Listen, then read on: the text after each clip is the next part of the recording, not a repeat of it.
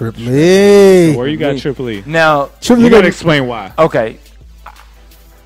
Really, when you look at like what Reach Records has been an influence on, is their ability to also know and study the gospel. Yeah. You know what I mean? Like Flame going off. I mean, even though he's not with Reach like that, Flame going off and doing his thing in seminary, Trip doing his. I mean, being able to step down because you want to get more like Christ, you want to find out more, study more. Mm-hmm. I think that is a big, significant part of the industry. So you're giving them credit for stepping away to follow.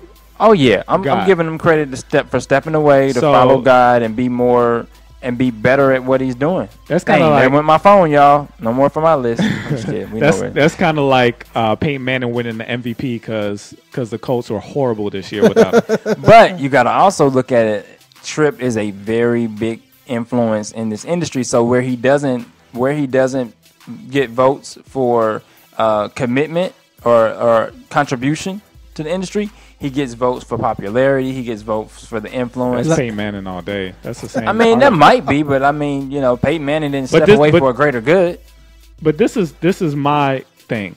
I think Triple E is one of the best artists we've ever had on our radio show. Yeah. But I think because he stepped down, it gives somebody else an opportunity to make the list. It's like Lil Wayne going to jail.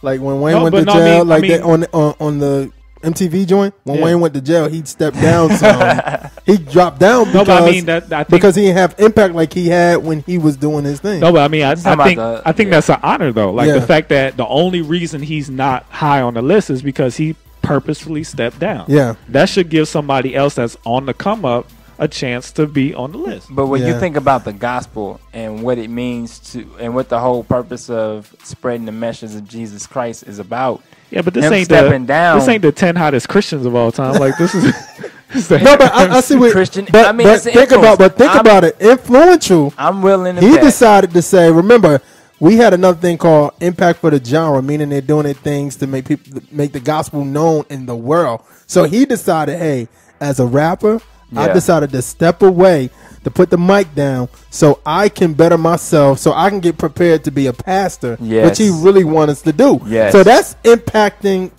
That's an impact situation. I mean, come on, we've interviewed Trip before, and that's what his heart.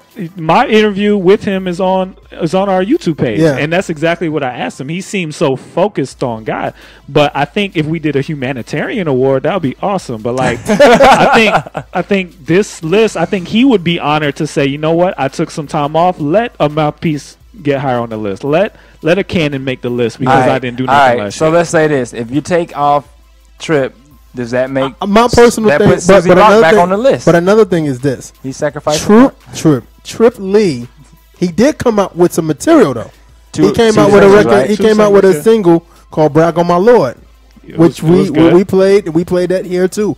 So another thing is this, man. You got to look at it from a standpoint like even though he's gone, he's still one of the hottest MCs in the game. But it has to be based on 2011. But he came out. He didn't come out with an album, but he came out with two-song joint. His two-song contributions, was it more significant than what Mouthpiece did last year?